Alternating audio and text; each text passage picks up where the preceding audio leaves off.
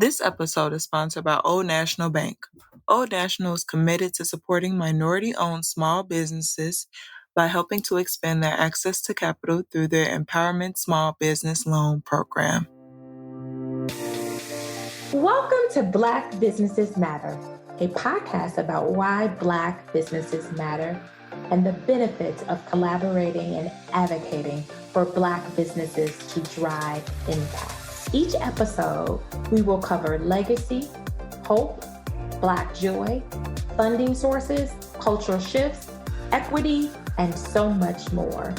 We will provide inspiration and action while spreading some joy to a thriving community of Black business owners and leading thought leaders. Black Business Matters podcast is produced by the L3 Agency, a culturally sensitive influencer marketing and communications firm in Chicago, where relationships are our currency, passion is our profit maker, and people are our bottom line. I'm Larvetta Lofton, your host and founder of the L3 Agency.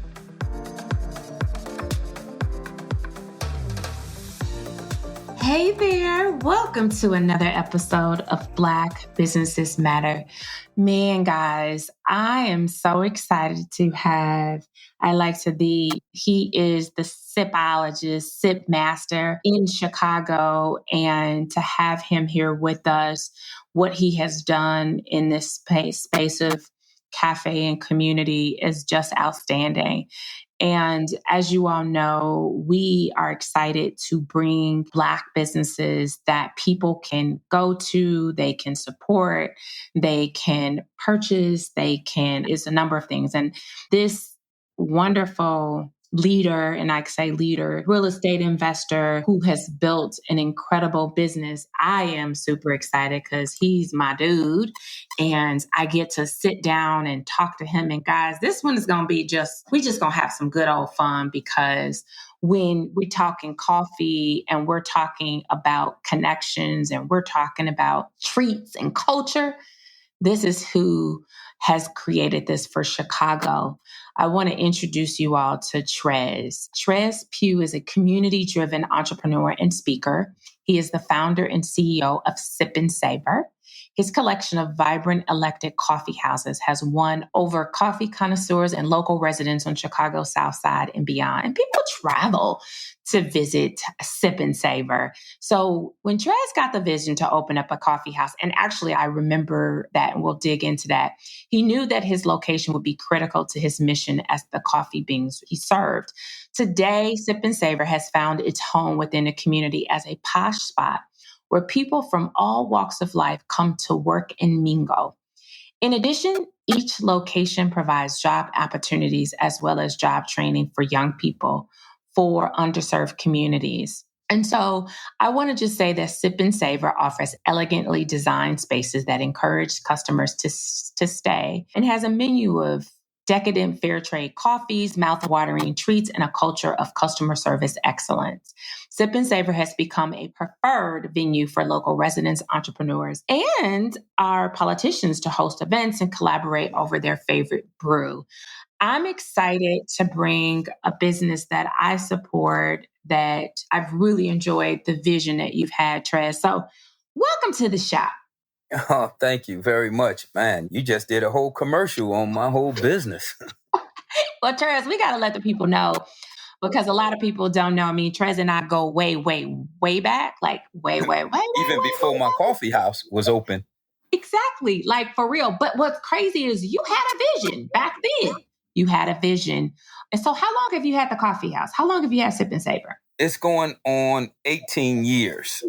Wow. That is incredible. So that means I've known you all, Trez, about 25 years. At least, right? At least. And so, so tell me this, Trez. I mean, your former job, when did you decide to quit? I never did really quit. A lot of people didn't know I worked my job at the same time, parallel, where I was running the business. What I did do was retire as soon as I could, as early as I could, in order to get my full pension. But I opened the coffee house in 2005, and I was working my job as a federal agent all the way up into 2019. So for the last 14 years, I was kicking indoors and putting bracelets on people during the week and on weekends. And the days I wasn't doing that, I was making coffee, going to the store, buying cups, lids, straws, stirrers. I was doing payroll. I was meeting with vendors and hiring people at the same time. Wow. And Trez, did you have this vision? Like, who is Trez outside of Sip and Savor? I always say I'm just an ordinary guy with extraordinary vision. I'm a father. I'm a dad. I'm a community activist. I love doing stuff in the community. And I'm a mama's boy. So I'm the youngest of 6. So I'm always running around trying to do stuff for my mom. Just an average guy, to be honest. An average guy from the south side of Chicago, we need people to know that. An average guy who started his career as a federal. So how did that Federal start? agent. Like, did you a federal agent, Well, right? Is that how you started? Yeah, originally I grew up on the north side. Never did really talk much about that. By the time you had met me, I was already here. But I grew up on the near north side in Old Town and went to school at Lincoln Park, which was called Waller when I first attended. Came out of high school in 1981. And I started my career working for the government, really at Social Security Administration. And I left there and went to the military, went to the Marine Corps, and came back and started working for the Postal Service. And then I got recruited by FBI, DEA, CIA, and all of them. And I took on one of them jobs and morphed into something different. And then I started messing around with coffee because I was brought into it by a few friends of mine. And I really wasn't going to be in the coffee business. I was a landlord. As you know, when you met me, I was a real estate investor. Yes. And I happened to have commercial space, and some childhood friends I grew up with wanted to do coffee. At the time, I didn't drink coffee. I didn't like sweets. I was just giving them a deal on the rent. And little did I know they needed capital and they needed other stuff. So I ended up getting morphed into the coffee business. And literally, yeah, because you started off as a landlord, right? And then you had the friends. Because before then, it was called the Bronzeville Tea. What was it called? Yeah, Bronzeville Coffee and Tea. Yeah, so we definitely are. I'm dating myself too. But to know that it started off at this, and then you built Sip and Savor. And so, really, when you look at it today, was that something that you had envisioned for the cafe? Is this something like when you walk in, you were like, yep, this is what I saw? Well, initially, I was just looking at it from a landlord point of view and trying to figure out numbers and how I can help them, but still be able to pay my obligations. But as things started to morph into what it was really turning into, and the fact that the guys I started with, we had some differences that was erect. Once I kind of absolved Bronzeville Coffee and Tea, I knew for a fact I was on to something. I just knew I had to work a full-time job. So I had to come up with an idea of how can I keep this thing going, but at the same time maintain my day job, but figure out a way to morph this into something bigger than just coffee. So I changed the whole look. I went with the waterfall, hardwood floors, music playing in there, tried to do more things for the community as far as having events. And, you know, us in general, Black folks like to gather. I always said that, whether it's at church or it's at a party or bingo, whatever it may be, I wanted to have a different feel. I wanted people to be able to congregate, but to change the narrative. Not about clubbing or not about playing cards, but creating jobs and changing the narrative. That being focusing on education, building jobs, networking, finding out what it is that we can do to keep the dollar circulating in the community instead of leaving the community to spend money. And in my mind, that consisted of bringing in people that was in real estate, politics, people that was in education, people that was in things like entrepreneurship. We had a lot of people that was into music, sports. So I knew all these people. I was like, let's just keep getting together at this coffee shop and get to know each other and see if it's some way we can circulate money amongst ourselves. So what started to happen was someone would come in, like the area in Bronzeville, want to buy in the area. I would turn them on to a real estate agent or a real estate broker. The place may need some work on it. I would know GCs in there. So they would get to know each other. So GCs would tell, general contractors would tell people, hey, I got an accountant that can help you, or I got a developer that's doing something over here. And before you know it, the spark just starts spreading. So educators start coming in there, writing papers. People was getting their homes remodeled in there. You had other people in there that was tutoring kids over there at King College that were involved in the education piece. Then the politicians start coming in. And it just goes on and on. So I start calling it a little nickname, the ear hustle cafe. If you come in there and just listen for a while, you're going to pick up on something that may change your life or broaden your horizon on whatever it is you're trying to do in life. And that was the goal. And I kept seeing that. And I said, man, this could be bigger than just coffee. And thank God it's done worked out pretty much so far.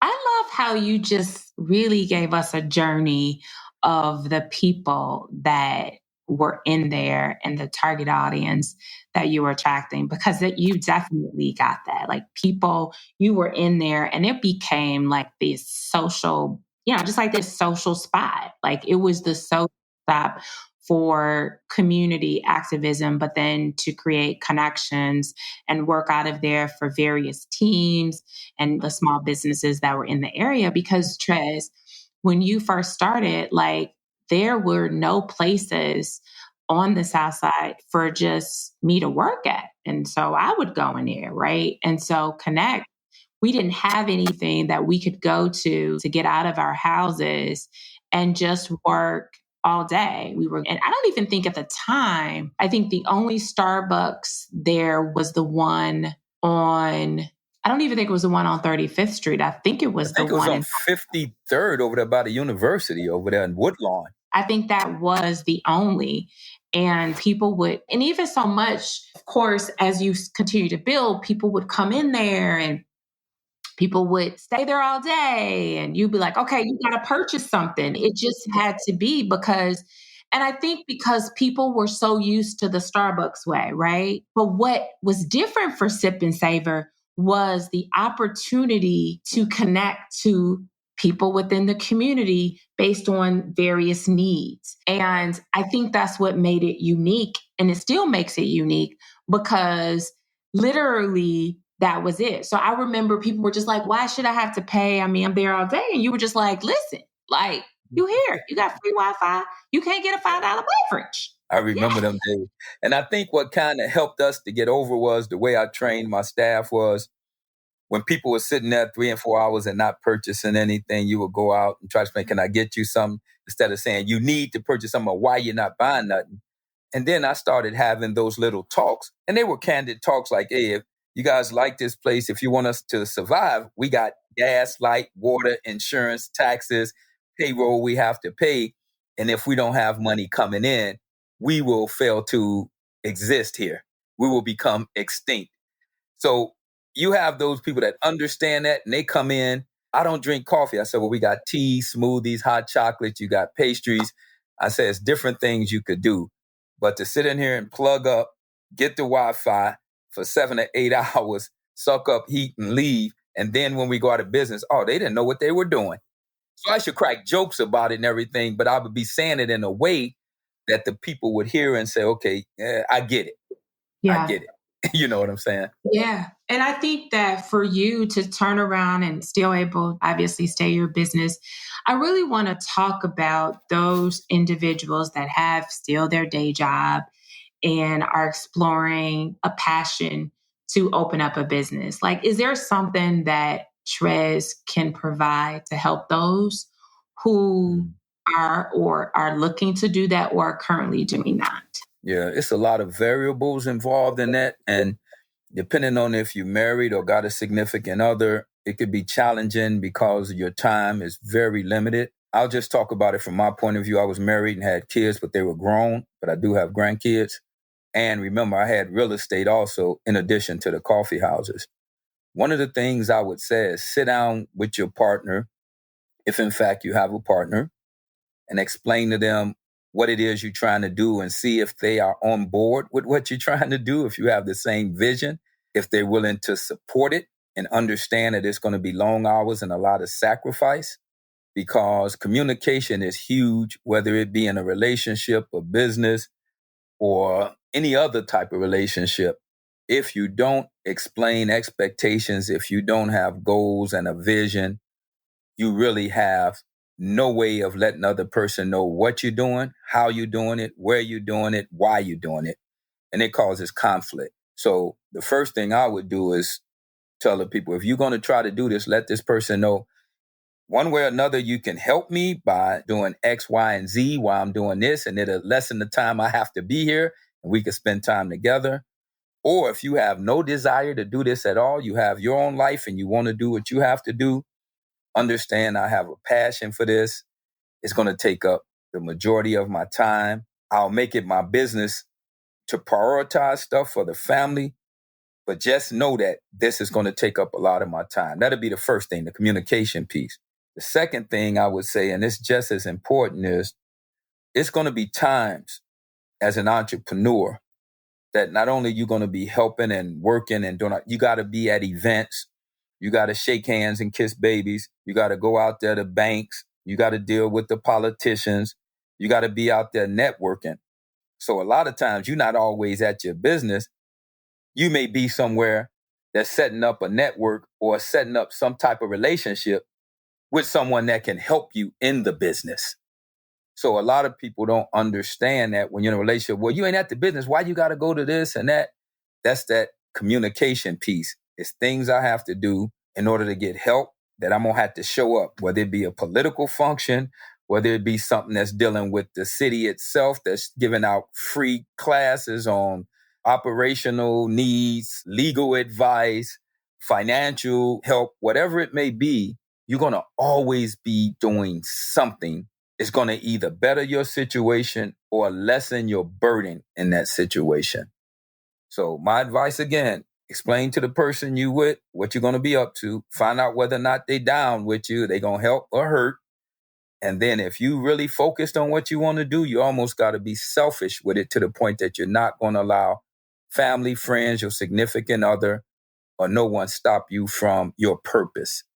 Because so many people get sidetracked by what I call white noise. People on the outside telling you what you shouldn't do that ain't going to make sense. And you think you're better than everybody else because you're doing this. And sometimes it get to people and they let it depress them and puts them in a place where they can't perform. And I'll just end it with this. If you allow that noise to enter into your space or enter into what I call your sphere of influence, you're going to get to a point what I call diminishing returns. Everything you do is going to be less. Everything you do is going to seem as though it's causing you to have grief. And it's Murphy's Law. When stuff starts to go bad, it gets magnified by every little thing. So not to sound morbid, but once you get all that out the way and you got people on your side, it is a beautiful thing to be in charge of your own operations, hiring people, changing communities, changing people's lives, and doing something positive. You know, Trez, I'm so glad that you gave our listeners an opportunity to really understand how do you maintain the business. Because to your point, you basically was like, it's not just the cafe. I've got to network. I've got to be educated on new opportunities to groom myself so that I can be better. I think people miss out on that and understand that it's just open the doors, close the doors. No, it's more than just that. And I want to talk about staffing because you've said it a few times, and I think it's necessary because, you know, everyone's talking labor shortage and we can't find good people. But one thing I want our listeners to know that, Trez, you've done a great job in the staff that you have. I just can recall some of them and them being, let me say this, them providing customer service, something that in many of our communities suffer. But the first thing is he gets people that look like the community, because I think it has to start from there. And then they also are familiar to a certain degree of the culture, right? So they also were sometimes a resource. And so I want to talk about what's your process to be able to get these wonderful individuals and train them and skill them in this cafe retail business.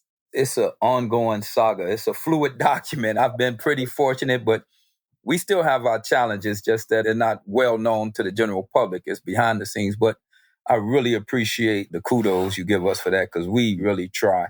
One of the things I do, I task my VP of operations, who's my daughter, Tara Knopp, and my VP of strategic planning, who is Whitney Hampton, because I don't do none of the hiring no more. As the CEO, as we have been scaling and growing, I've had to step back from all the things I used to do so I could start doing stuff on the 64,000 foot level as far as dealing with bankers, dealing with investors, dealing with different parts of the country to see what's new, what's innovative, what technology is doing so I could bring it back to the company.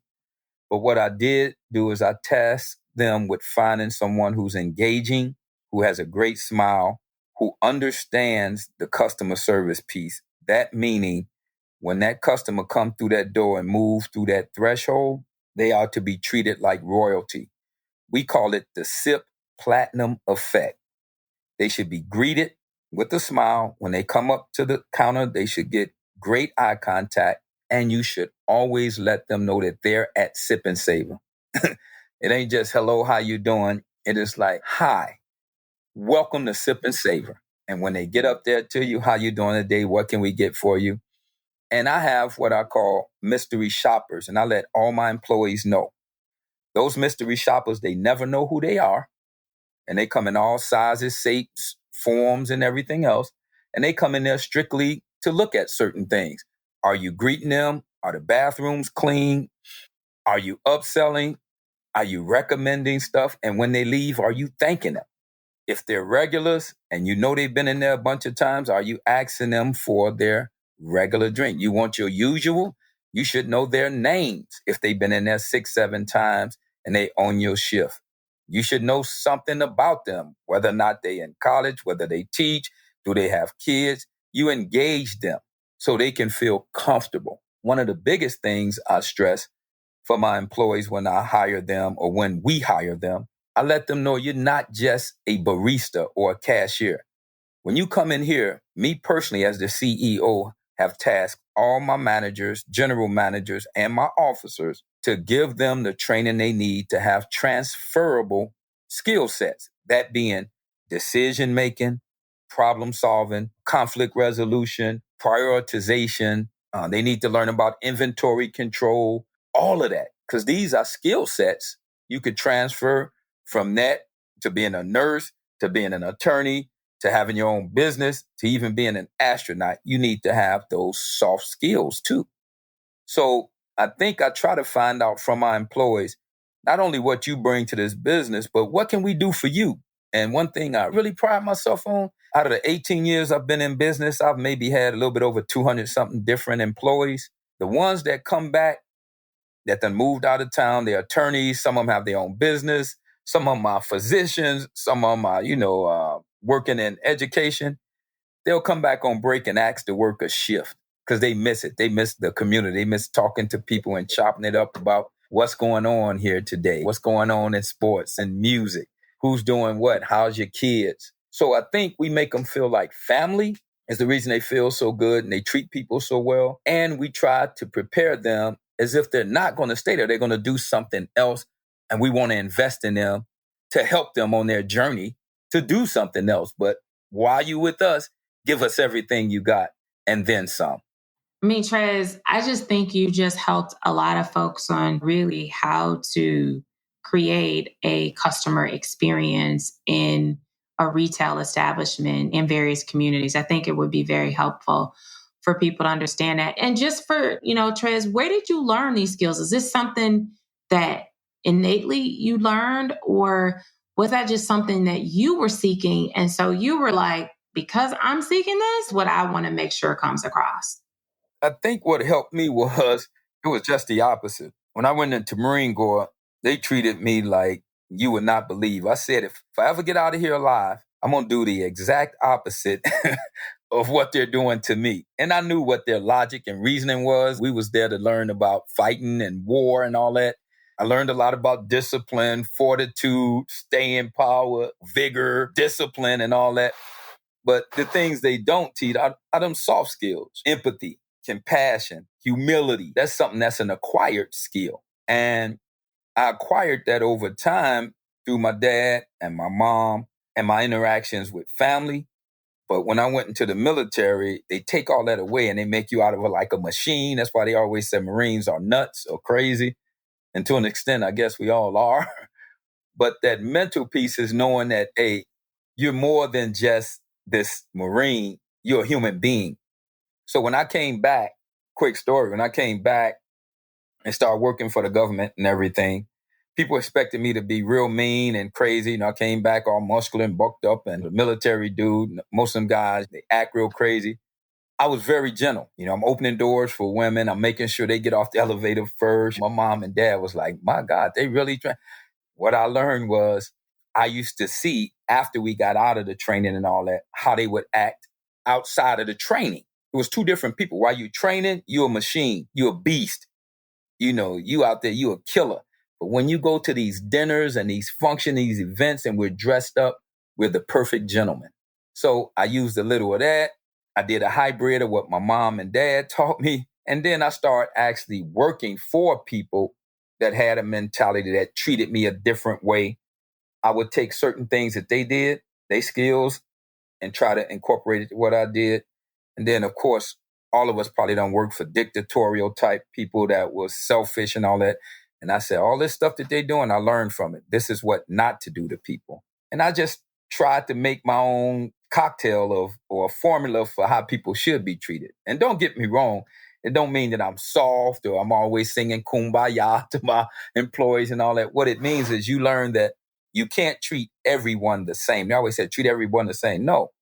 What motivates Larvetta may not motivate Trez. That's where that skill set come in as a manager, more so as a leader.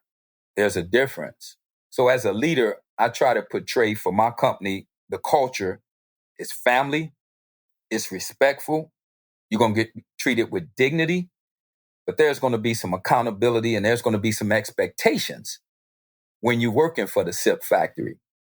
You do what you're supposed to do, you're going to get treated like you're supposed to get treated and then some. If you choose not to, then we have to worry about some type of performance improvement plan. We ain't going to try to make you feel bad.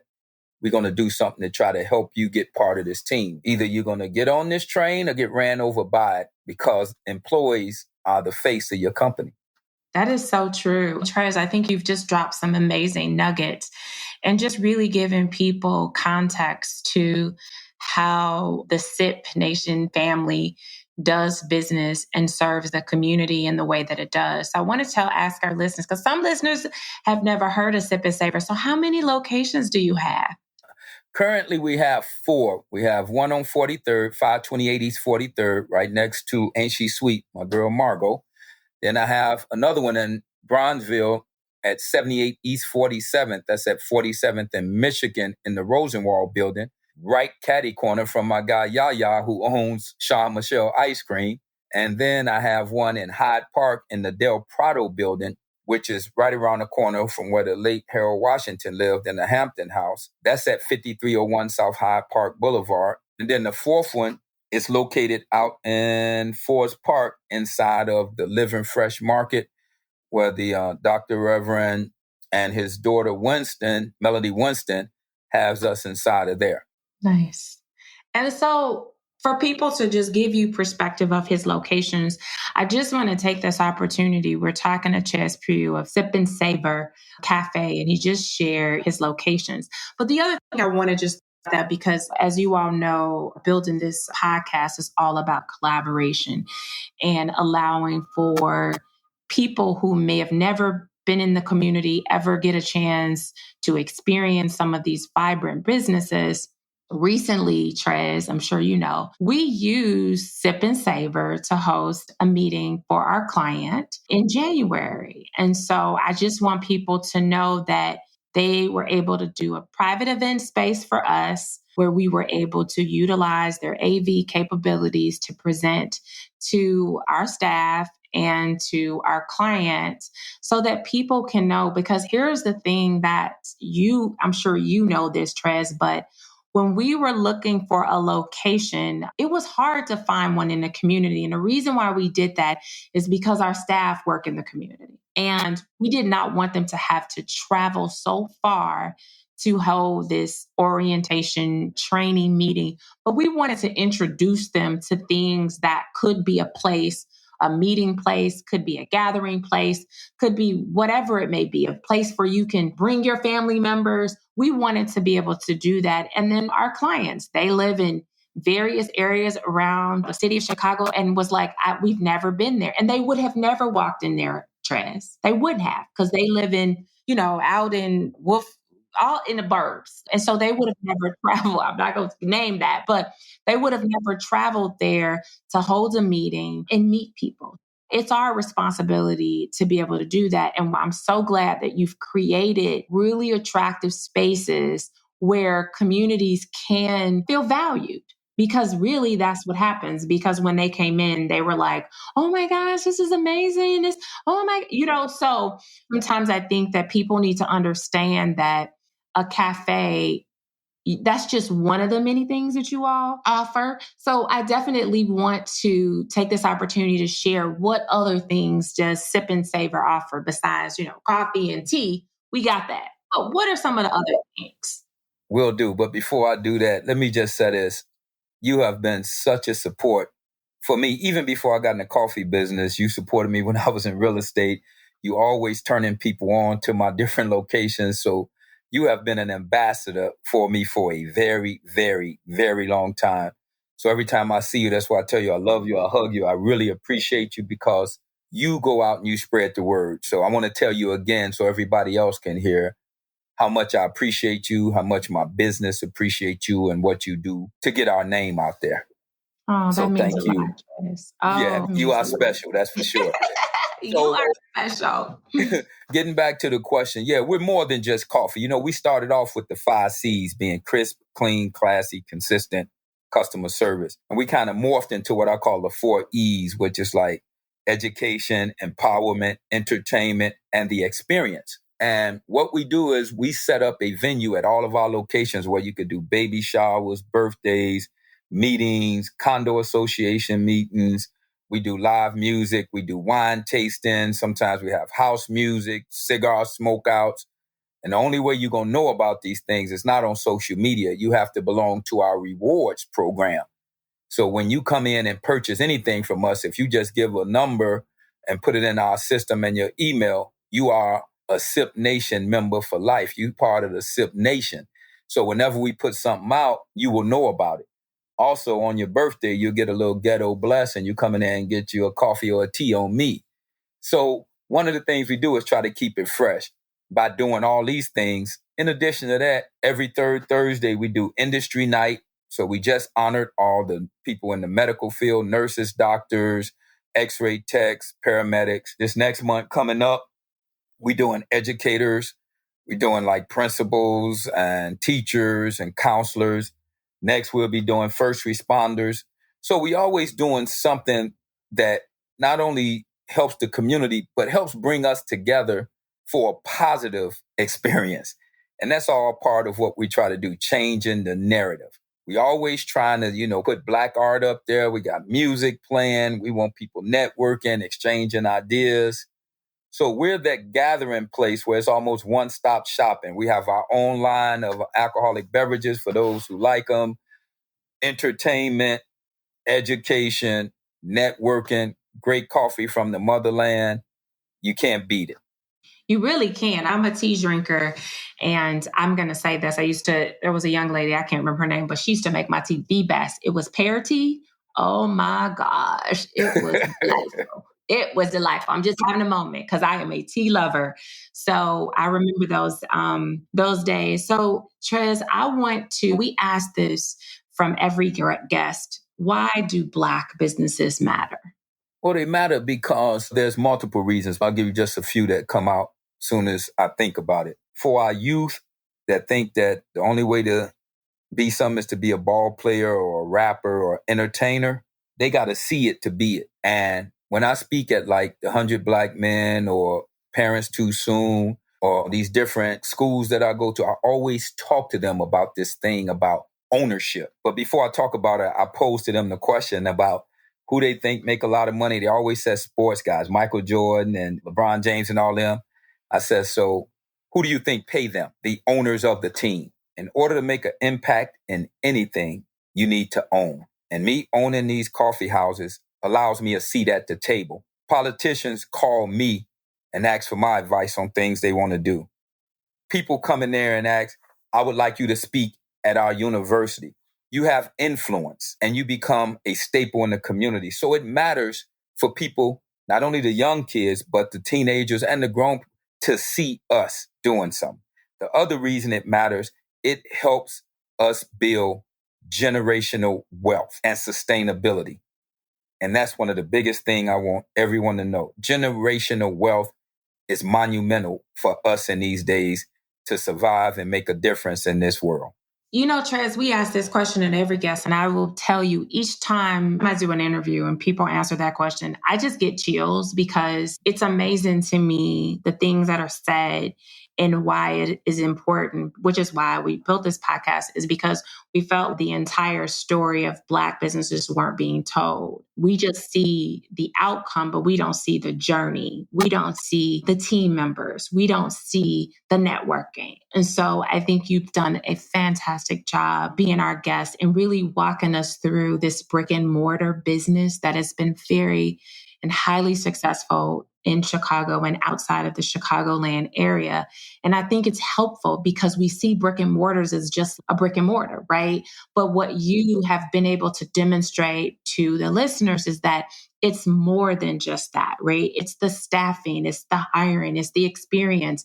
It's making sure that a condo building can have a safe space to do a meeting, right? Those are things you are solving problems in the communities in which the coffee houses are held. And I think that's the part that I find that cafes really do bring. And I know that Sip and Savor does that, and Sip Nation, and all of the things that you do. And I think as you continue to evolve and you just keep getting better and better, even as I'm listening to you, I'm like, I love it. Sip Nation, I love it. Like, I'm like over here, yes. So to me, I'm excited about just the evolution that people are hearing, the full story, that Trez was not like he had a day job. Like, people need to hear that, because I think people sometimes think we got to quit the job, but we need the job to build the capital. And I think that's very helpful for people. But you were giving up a lot of hours and sacrificing that additional time to build this business. So I want to, as we close for this episode, it always goes so fast,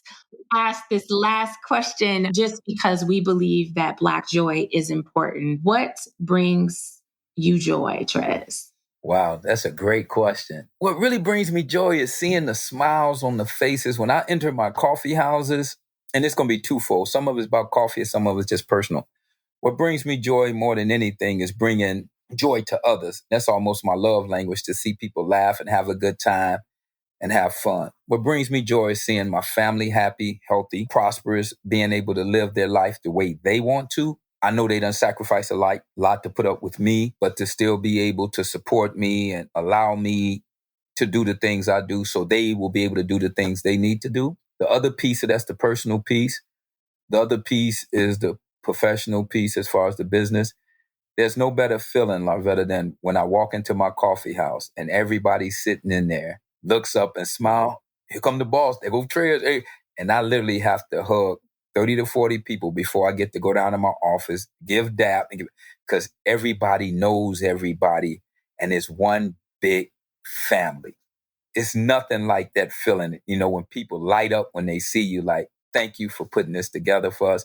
And it makes me feel good. Said, thank you for coming to support us. That brings me joy, seeing other people really happy and content. That's awesome. You guys, this episode was just amazing and outstanding. I want Trez to tell us how people can connect with you, because I'm sure people, when they hear our episodes, they want to connect. So please share your handles, your website, or other things that how people can get in contact with you and the business. The best way to get in touch with me would probably be through IG. We at Sip and Savor Chicago. It's the same thing for Facebook, Sip and Savor Chicago. Then I have my personal page, which a lot of people reach out to me at Trez Pugh. You will see it. I'm the Mocha Man. Our website is sipandsavorchicago.com. You can go on there and put in for jobs. You can find out about our events. You can even order your coffee and tea from there. We have mobile apps. So we all around. Type in Sip and Savor Chicago. If you Google it, all our locations will come up. I would say Come check us out. We're more than just coffee. And like Lavetta said, we have tons of teas. You will not be disappointed with the company that's kept at Sip and Savor. Powerful, beautiful Black people making things happen. I couldn't agree more. That is just, you guys, I hope you have enjoyed this episode as much as I have, and makes you want to go and have some tea or some coffee as I sit here in my studio with my tea. It just warms my heart, especially on those gloomy days, or even not on those sunny days. You can still have tea. I think tea is that kind of beverage, at least for me. And coffee, at least for me, you can do it on a gloomy day or on a sunny day. So I want you guys to learn more about Sip and Savor. And again, for my businesses and looking for places to be able to hold events or hold meetings, they certainly are a destination for that. I just want to throw that in there as our company, the L3 agency, has held their meeting and we plan to do it again. So just to let you all know, and they were so hospitable while we were there. So I just want to say thank you guys for listening. Thank you for just being the best group of listeners. You all are our family. We love to bring these outstanding stories and continue to collaborate and build equity around this place of Black culture. I just want to say thank you, Trez, for being a guest of Black Businesses Matter. Thank you for your platform and for this opportunity to share everything and all things Sip. I love you, and we need to catch up soon, young lady. Yes, we do. Thank you guys for listening. I'll see you next week. This episode is sponsored by Old National Bank. Old National is committed to supporting minority-owned small businesses by helping to expand their access to capital through their Empowerment Small Business Loan Program. Thank you for joining us this week on Black Businesses Matter podcast. Make sure you subscribe to our podcast wherever you listen so you will never miss a show. You can also follow us on social media at the L3 Agency and at Lavetta Speaks. If you love the show, leave a rating so that we can continue to bring you impactful episodes. You can also take the pledge and order our merch at our website at thell3agency.com. THEL3agency.com. Thanks for listening, and see you next week.